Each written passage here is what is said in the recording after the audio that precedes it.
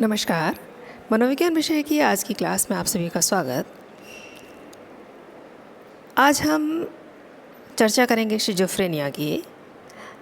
Schizophrenia में पिछले video में मैंने आपको बताया था शिज़ोफ्रेनिया का अर्थ और ऐतिहासिक परिप्रेक्ष्य।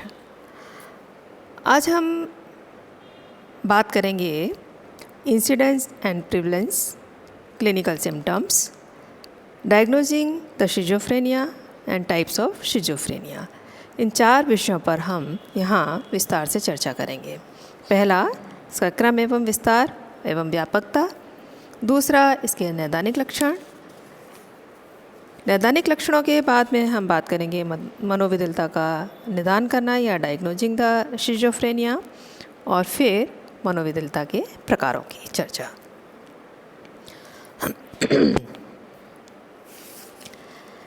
प्रारंभ करते हैं हम मनोविकलता का क्रम, विस्तार एवं व्यापकता से।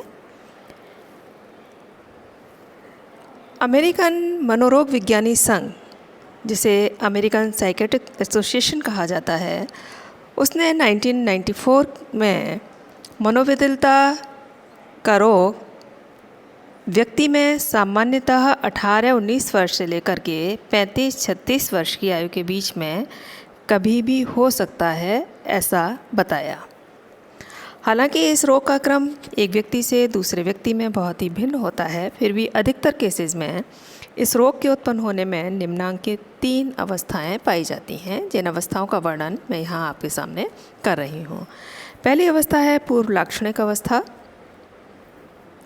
जिसे कहा जा सकता है प्रोड्रोमल फेज। इस अवस्था में मनोविकलता के लक्षण रोगी में स्पष्ट नहीं रहते, परंतु व्यक्ति अपने गत कार्य के सामान्य स्तर से गिरता हुआ नजर आता है। या ये कहा जा सकता है कि ये जो है ये प्रारंभिक अवस्था है, रोग के प्रारंभ होने की अवस्था है। तो व्यक्ति अपने आप को सामाजिक रूप से अलग कर लेता है, अपने उत्तरदायित्वों को निभाने तथा कार्यों को ठीक से पूरा करने में अपने आप को अक्षम पाता है। उसमें अनोखी आदतें विकसित हो सकती हैं, जैसे किसी चीज़ को जमा करने की आदत, किसी कार्य को लगातार करने की आदत, इस तरह की कुछ आदतें विकसित हो सकती हैं। वह व्यक्तिगत स्वास्थ्य संबंधी बातों की उपेक्षा करने लगता है तथा वह अनुपयुक्त या कुंठित भाव दिखलाने लगता है। इसके अतिरिक्त रोगी अपने प्रत्यक्षण, चिंतन एवं संचार से मतलब है यहाँ कम्युनिकेशन से, बातचीत से, इन सभी में क्षुब्धता अनुभव करता है, जिसकी अभिव्यक्ति अस्पष्ट एवं लाक्षणिक संभाषण, विचित्र विचार, अंधविश्वास या छठे इंद्रिय में विश्वास आदि के आधार पर दिखाई देती है। छठे इंद्रिय के आधार पर मतलब कि ये मेरा सिक्स्थ सेंस कह रहा है कि ऐसा हो सकता है, मेरा सिक्स्थ सेंस कह रहा है कि ऐसा हो रहा है। तो ये जो कि मेरी छठी इंद्रिय कह रही है कि ऐसा हो सकता है, इस तरह के विचार उसके सामने लगातार देखने में आते हैं और वो इस तरह के लक्षणों को प्रकट करता है। ये है पूर्व लाक्षणिक अवस्था या प्रोड्रोमल फेज। दूसरी है इसकी सक्रिय अवस्था। सक्रिय अवस्था कौन सी अवस्था है? सक्रिय अवस्था वो अवस्था है जिसमें कि मनोविकलता के लक्षण मजबूत एवं स्पष्ट हो जाते हैं। कुछ केसेस में यह देखा गया है कि इस अवस्था की शुरुआत व्यक्ति के तनावपूर्ण जिंदगी से होती है। इसमें किसी प्रकार का तनाव व्यक्ति झेलता है और उसके बाद में इस प्रकार के लक्षण शुरू हो जाते हैं। इसमें रोग के धनात्मक लक्षण तथा ऋणात्मक लक्षण दोनों ही स्पष्ट रूप से देखने को मिलते हैं। धनात्मक लक्षण क्या हैं और ऋणात्मक लक्षण क्या हैं, इनकी चर्चा हम आगे अभी करेंगे विस्तार से। उसके बाद में तीसरी अवस्था है अवशिष्ट अवस्था या रेजिडुअल फेज। इस अवस्था में रोगी फिर से लाक्षणिक अवस्था में लौटने के समान लक्षण दिखाना प्रारंभ कर देता है। किस अवस्था के रूप में? प्रोड्रोमल फेज के रूप में। सक्रिय अवस्था के गंभीर एवं भड़कीले लक्षणों में थोड़ा कमी आती है, परंतु फिर भी बहुत से रोगियों में सतत ह्रास के लक्षण स्पष्ट रूप से दिखते हैं। सतत ह्रास किसमें? बौद्धिक योग्यताओं में, क्षमताओं में, व्यक्ति की क्रिया प्रणाली में, इन सभी में ह्रास के लक्षण निरंतर दिखाई देते रहते हैं। रोगी का संवेग विशेष रूप से कुंठित या फीका होता है। रोगीगत कार्यों एवं उत्तरदायित्वों को ठीक से निभा पाने में अपने आप में असमर्थ रहता है।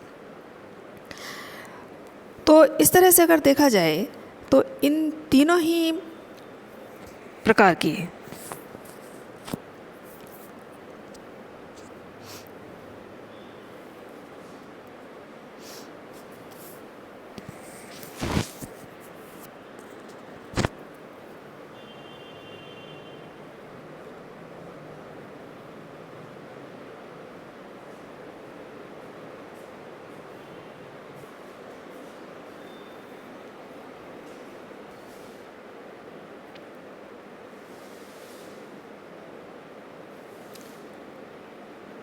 नमस्कार, मनोविज्ञान विषय की आज की क्लास में आप सभी का स्वागत।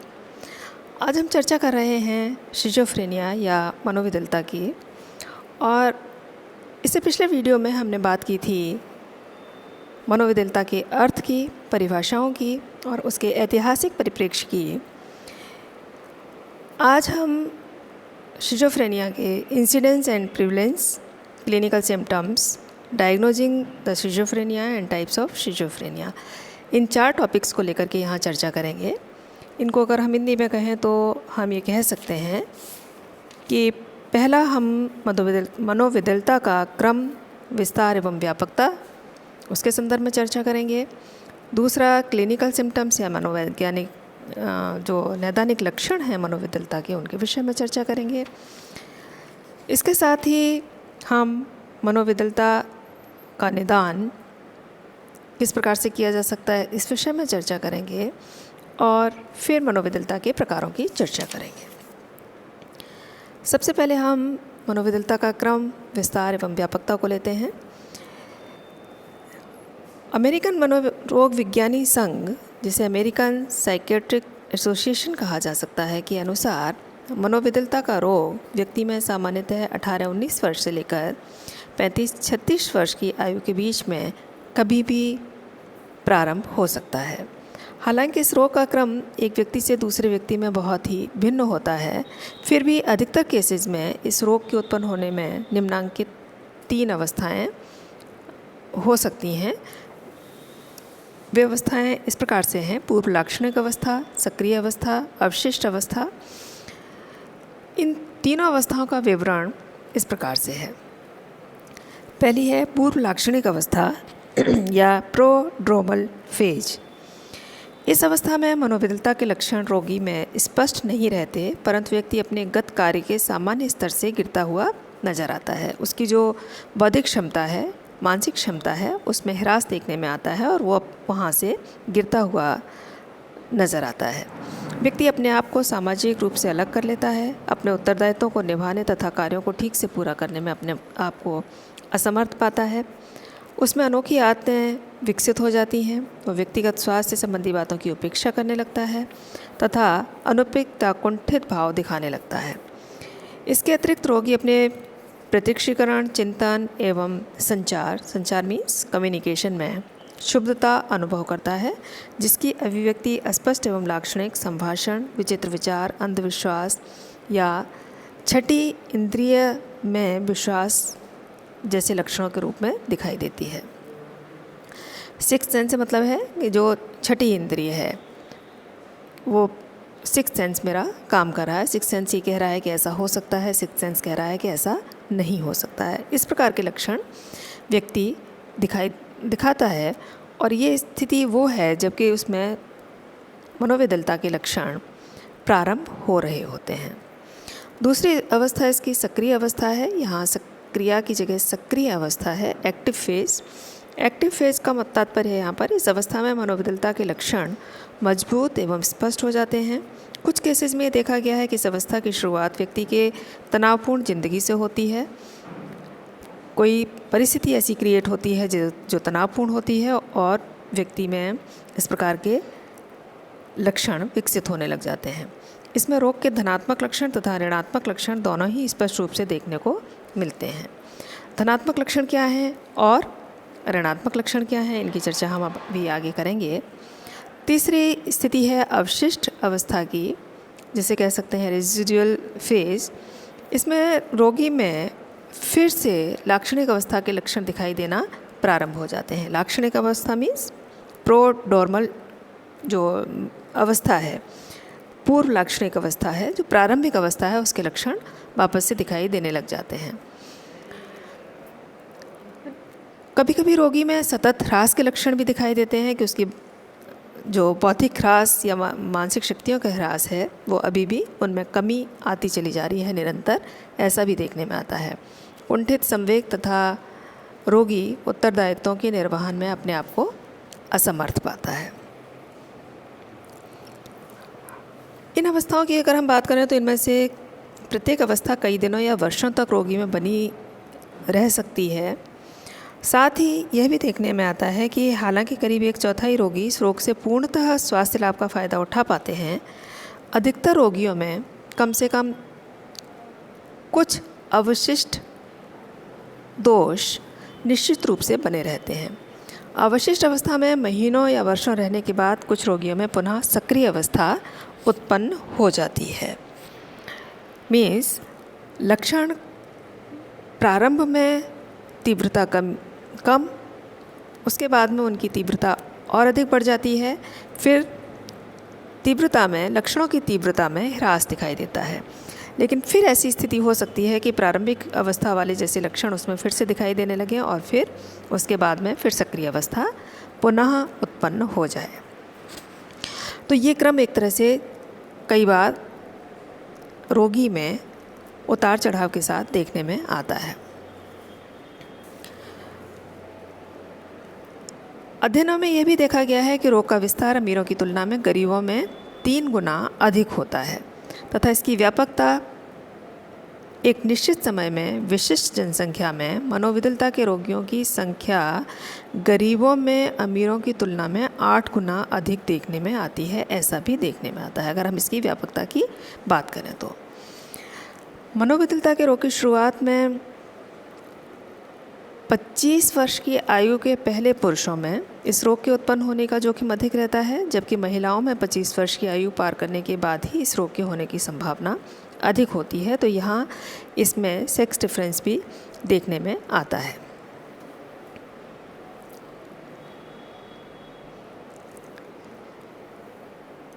मनोविकलता के नैदानिक लक्षण। अमेरिकन साइकोलॉजिकल एसोसिएशन के अनुसार प्रत्येक 100 में से एक व्यक्ति के इस रोग के होने की प्रबल संभावना होती है। ऐसा देखने में आता है कि अगर सामान्य रूप से सामान्य जनसंख्या में 100 व्यक्तियों में से एक व्यक्ति में मनोविकलता या शिज़ोफ्रेनिया के लक्षण पाए जा सकते हैं और एक व्यक्ति इस रोग से पीड़ित पाया जा सकता है सामान्य जनसंख्या में 100 व्यक्तियों में से एक व्यक्ति के अनुपात में। मनोविकलता के नैदानिक लक्षण क्या हैं? मनोविकलता के नैदानिक लक्षण की यदि हम बात करें तो 3 तरह के लक्षण विशेष रूप से देखने में आते हैं। पहले धनात्मक लक्षण, दूसरे ऋणात्मक लक्षण और तीसरे मनोपेशीय लक्षण। धनात्मक लक्षण क्या हैं? धनात्मक लक्षण से तात्पर्य उन लक्षणों से होता है जिसमें रोगी सामान्य कार्यों की मनोवैज्ञानिक ज्यादती या बहुलता दिखलाता है। सामान्य कार्यों की मनोवैज्ञानिक ज्यादती या बहुलता दिखाता है। इस श्रेणी के लक्षणों में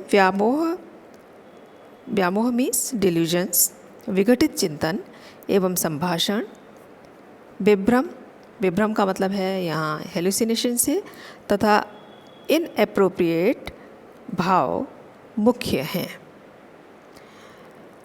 इसके धनात्मक लक्षणों की अगर हम बात करें तो धनात्मक लक्षणों में कई सारे लक्षण देखने में आते हैं। जैसे मैंने अभी बात की थी व्यामोह की या डिल्यूजन्स की, तो व्यामोह से तात्पर्य ऐसे गलत विश्वासों से होता है जिसके गलत होने का सबूत उपस्थित होने के बावजूद भी व्यक्ति उसे गलत मानने को तैयार नहीं होता है।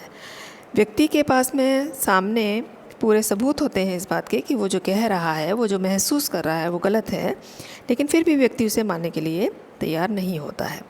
मनोविकलता के कुछ रोगी तो ऐसे होते हैं जिनमें एक ही व्यामोह प्रबल होता है तथा कुछ ऐसे भी रोगी होते हैं जिनमें एक से अधिक व्यामोह स्पष्ट रूप से देखने को मिलते हैं। सबसे प्रमुख व्यामोह दंडात्मक व्यामोह होता है। दंडात्मक व्यामोह क्या है? ये वो स्थिति है जिसमें कि उसे ऐसा लगता है कि लोग उसे योजना बनाकर अन्य लोगों से विभेदित कर रहे हैं और डरा धमका रहे हैं, उस पर आक्रमण करने वाले हैं या उसे जानबूझ करके तंग किया जा रहा है। दूसरा इसमें है संदर्भ का व्यामोह। संदर्भ व्यामोह में रोगी दूसरों के कार्यों या व्यवहारों में विशेष एवं व्यक्तिगत महत्व जोड़ता है। जैसे कुछ कुछ व्यक्तियों को आपस में बातचीत करते हुए देख कर के रोगी ये कह सकता है कि ये लोग उसके बारे में ही बातचीत कर रहे हैं। तो इस तरह का भ्रम उसे बार बार बना रहता है, व्यामोह उसे बार बार बना रहता है। बड़प्पन के व्यामोह में ये भी एक प्रकार का व्यामोह है, जिसमें रोगी अपने आप को बड़ा आविष्कारक, ऐतिहासिक व्यक्ति या धार्मिक या राजनीतिक नेता होने का विश्वास विकसित कर लेता है। चौथा प्रकार का जो व्यामोह है वो है नियंत्रण का व्यामोह। इसमें रोगी को ये विश्वास हो जाता है कि उसकी आवेग, भाव, चिंतन तथा क्रिया आदि का नियंत्रण उसके द्वारा न होकर दूसरे के द्वारा हो रहा है। कोई भी अदृश्य शक्ति है जो उससे ये सारे कार्य करा रही है। तो मनोविकलता के रोगी में व्यामोह होने के कारण उसके व्यवहार विद्रोही भी हो जाते हैं, क्योंकि वो किसी दूसरे व्यक्ति को सत्यता बताने नहीं देता और जो उसके मन में भ्रम पले हुए होते हैं उन्हीं भ्रमों के आधार पर वो कार्य करता है। दूसरी स्थिति है विभ्रम की या हेलुसिनेशंस की। हेलुसिनेशंस क्या हैं? किसी बाह्य उद्दीपक की अनुपस्थिति में व्यक्ति में होने वाले प्रत्यक्षण को विभ्रम कहा जाता है। इसको दोबारा से समझने की कोशिश करते हैं। किसी बाह्य उद्दीपक, एक्सटर्नल वर्ल्ड में कोई उद्दीपक नहीं है, लेकिन उसकी अनुपस्थिति में भी व्यक्ति उसको प्रत्यक्षीकृत करता है, और जब वो उसको प्रत्यक्षीकृत करता है तो इसे हम क्या कह सकते हैं? विभ्रम कह सकते हैं या हेलुसिनेशंस कह सकते हैं। मनोविकलता के रोगी में विभ्रम का बहुत ही मजबूत सबूत पाया गया है। सबसे प्रमुख इसमें श्रवण विभ्रम होता है। श्रवण विभ्रम से मतलब है उसे कुछ आवाज़ें सुनाई देती हैं, उन आवाज़ों के आधार पर कुछ बोली सुनने को मिलती है। यह बोली जाने पहचाने लोगों की हो सकती है और किसी अनजान व्यक्ति की भी हो सकती है। यह एक व्यक्ति की भी हो सकती है और कई व्यक्तियों की भी आवाज़ें हो सकती हैं। ये उसकी आलोचना से संबंधित भी हो सकती हैं और उसकी प्रशंसा से भी संबंधित हो सकती हैं। उसकी से तात्पर्य यहाँ पर रोगी की प्रशंसा या रोगी की आलोचना से संबंधित हो सकती हैं। कभी कभी ऐसे लक्षण भी देखने में आते हैं कि रोगी डायरेक्ट गॉड से बातें कर रहा है। वो अपने एक्सपीरियंस भी बताता है। वो ये भी कहता है कि भगवान ने मुझे ये आदेश दिया है और ये आदेश मैं तुम्हें सुना रहा हूँ। भगवान के आदेश को वो खुद सुनता है और वो सुनने के बाद में ये कहता है कि ये भगवान का आदेश है और इसे आपको मानना है। तो इस तरह के कई लक्षण उसमें देखने में आते हैं। इसके अतिरिक्त मनोविकलता के रोगी में स्पर्श भ्रम हो सकता है, दैहिक विभ्रम हो सकते हैं, दृष्टि विभ्रम हो सकते हैं, स्वाद विभ्रम हो सकते हैं तथा घ्राण विभ्रम भी होते पाए गए हैं। दैहिक विभ्रम में उसे ऐसा महसूस होता है जैसे कि उसके जो इंटरनल ऑर्गन्स हैं वो अपनी जगह बदल रहे हैं। शरीर का कोई भीतर का अंग अपनी जगह बदल रहा है, उसके शरीर पर कोई जीव जंतु रेंग रहा है। इस तरह के उसे अनुभव हो सकते हैं। दृष्टि के सामने उसे कुछ व्यक्ति दिखाई दे सकते हैं, कुछ चीज़ें दिखाई दे सकती हैं जिनके विषय में वो बात कर रहा हो सकता है। वो विभिन्न प्रकार की स्वाद संबंधी विभ्रम हो सकते हैं कि उसने कुछ मीठी वस्तु खाई है या भी खट्टी वस्तु खाई है उसको घ्राण विभ्रम हो सकते हैं। कभी वो कह सकता है कि उसे बहुत अच्छी खुशबू आ रही है, कभी कह सकता है कि उसे बदबू आ रही है। तो इस तरह के लक्षण वो व्यक्ति शो करता है। इसके साथ ही विघटित चिंतन तथा संभाषण। मनोविकलता के रोगी का संभाषण पैटर्न तथा चिंतन पैटर्न बहुत ही विघटित होता है। जब वो बोलता है तो वो बहुत ही बचकाने ढंग से बोलता है, जिनमें कि कहीं कोई रिलेवेंस दिखाई नहीं देता। जब वो चिंतन कर रहा होता है तो चिंतन में भी अनेकानेक चीज़ें एक साथ गड़बड़ हो रही होती हैं। DSM-4 TR में विघटित संभाषण पर तुलनात्मक रूप से अधिक बल डाला गया है, क्योंकि विघटित संभाषण को वस्तुनिष्ठ ढंग से मापना थोड़ा कठिन है। मनोविकलता के रोगी अक्सर अनुपयुक्त प्रश्न पूछते हैं तथा उनका अनुपयुक्त उत्तर भी देते हैं। इनके अध्ययनों से यह स्पष्ट हुआ है कि मनोविकलता के रोगी का संभाषण संपूर्ण रूप से अस्पष्ट होता है। वो क्या कह रहा है लोगों को समझ नहीं आता। ज़रूरत से ज़्यादा मूर्त होता है, किसी व्यक्ति वस्तु पर आधारित होता है, या ज़रूरत से ज़्यादा अमूर्त होता है, जिससे ये समझ में नहीं आता कि वो कह क्या रहा है। तो इस तरह के लक्षण भी देखने में आते हैं। नेक्स्ट है अनुपयुक्त भाव। अनुपयुक्त भाव से तात्पर्य है यहाँ पर मनोविकलता के बहुत से रोगी इस प्रकार के हैं जो अनुपयुक्त संवेग अथवा परिस्थिति के अनुरूप न होकर परिस्थिति से भिन्न संवेग दिखलाते हैं। परिस्थिति से भिन्न संवेग किस प्रकार से? जैसे ऐसी सूचना मिलने पर जिससे वे खुश हो सकते हैं, ऐसे रोगी दुख व्यक्त करने लगते हैं। उसी तरह से जब कोई उन्हें भयानक या घबरा देने वाली खबर बताता है तो वो हंसना प्रारंभ कर सकते हैं। इतना ही नहीं, उनकी मनोदशा में भी अनुपयुक्त बदलाव आते देखे जा सकते हैं। कभी वो रो सकते हैं, कभी हंस सकते हैं। तो इस प्रकार के बदलाव भी देखने में आते हैं। तो ये हैं धनात्मक लक्षण। उसके बाद में है ऋणात्मक लक्षण। ऋणात्मक लक्षण क्या हैं? मनोविकलता के प्रमुख ऋणात्मक लक्षण, जिन्हें अभाव मनोविकलता भी कहा जाता है, वे इस प्रकार से हैं। संभाषण की कमी, भोथरे एवं कुंठित प्रभाव, इच्छा शक्ति की क्षुब्धता, बाह्य वातावरण के साथ क्षुब्ध संबंध। ये क्या है? संभाषण की कमी का तात्पर्य है मनोविकलता के रोगियों में बातचीत से संबंधित कई प्रकार के दोष पाए जाते हैं। जैसे इस प्रकार के जो रोगी हैं वो किसी प्रश्न का उत्तर देने से पहले बहुत देर तक चुप रह सकते हैं। उनसे कोई प्रश्न पूछा जाए, उनसे कहा जाए नाम क्या है, तो काफ़ी देर तक चुप हैं। फिर वो कम से कम शब्दों में उत्तर देने का प्रयास करते हैं। कभी कभी बहुत सारे प्रश्नों के जवाब ही नहीं देते, और कभी कुछ बोलते हैं तो इतना धीमे बोलते हैं कि उनके शब्द लोगों को सुनाई नहीं देते।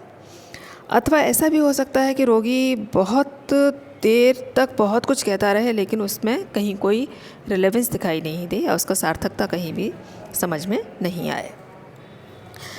भोथरे एवं कुंठित प्रभाव से तात्पर्य है मनोविकलता के रोगियों द्वारा भोथरे संवेग दिखलाए जाते हैं। भोथरा का मतलब है जिसमें कि शार्पनेस नहीं हो। जैसे हम कहें ब्लंट इमोशंस।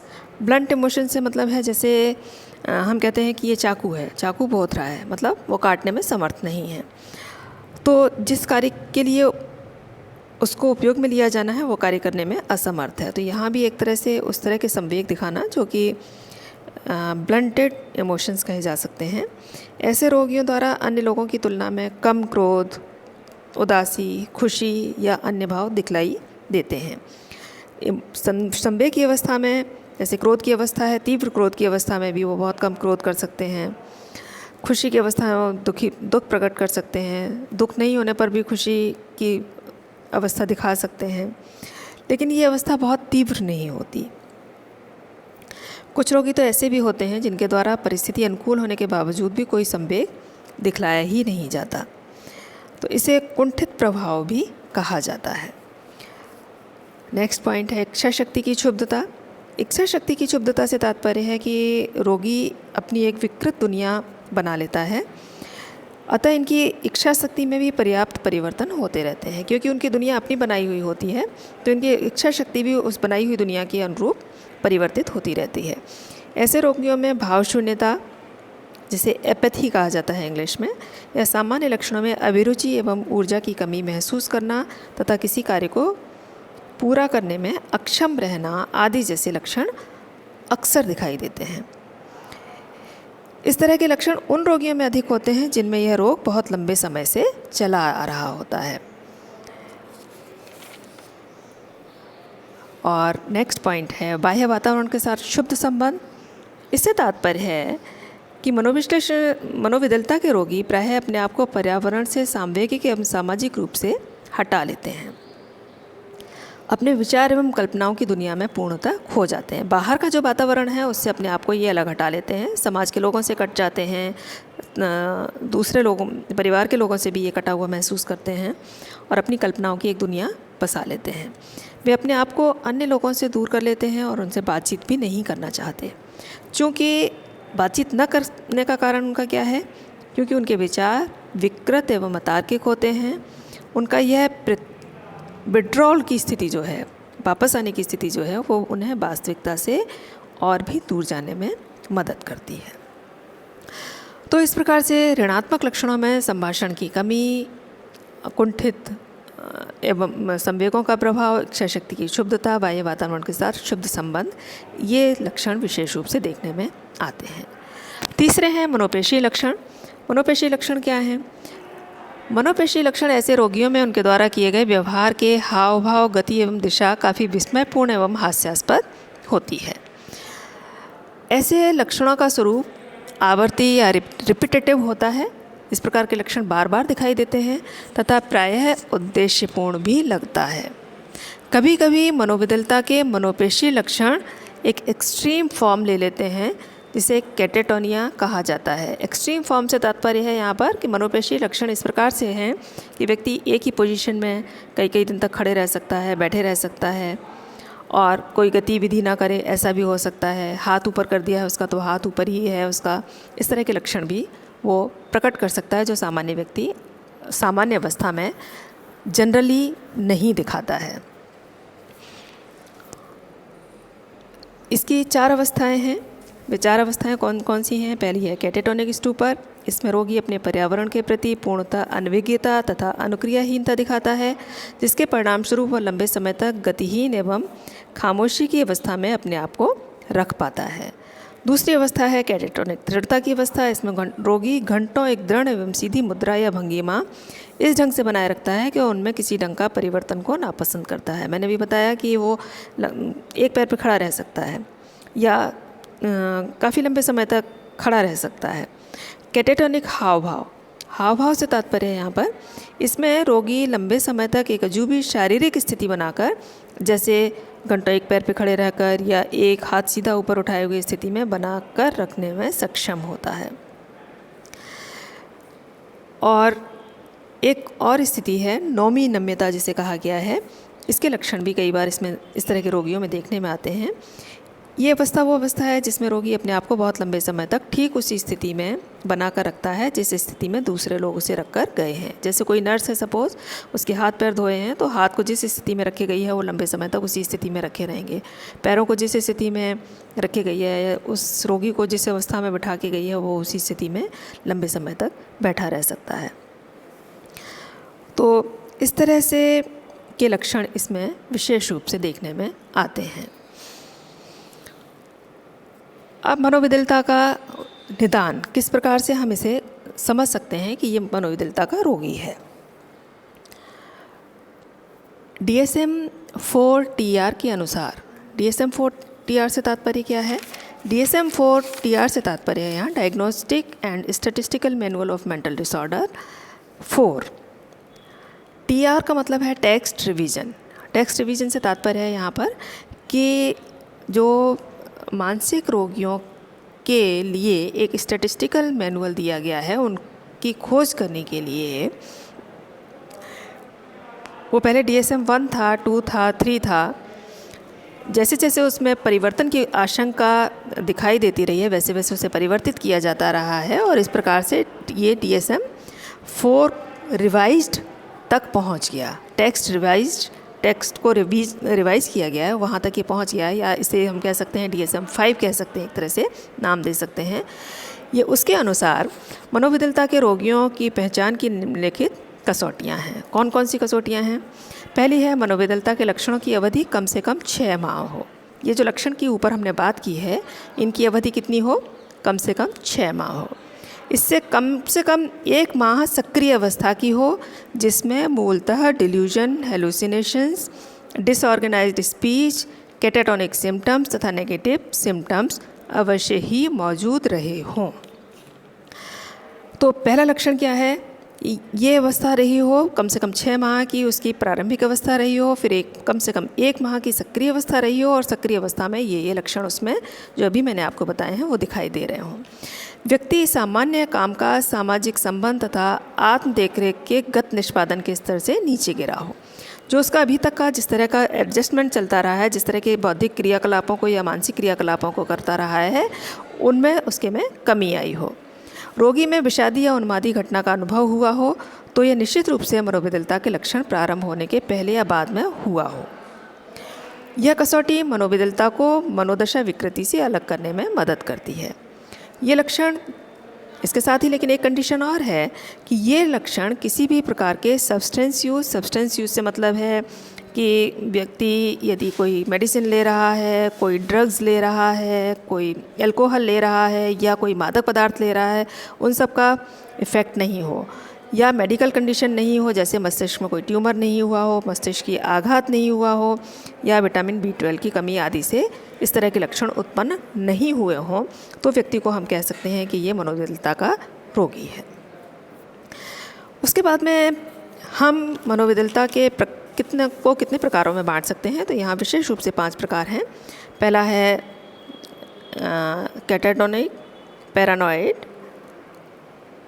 उसके बाद में अनडिफरेंशिएटेड, रेजिडुअल और डिसऑर्गेनाइज्ड। तो इस प्रकार से ये 5 भागों में बांटा गया है। इसी को हमने आगे यहाँ बताया है कि मनोविकलता के कितने प्रकार हैं। क्रेपलिन ने मनोविकलता के 3 प्रकार का वर्णन किया है, हेविफ्रेनिक, कैटाटोनिक तथा पैरानॉइड मनोविकलता।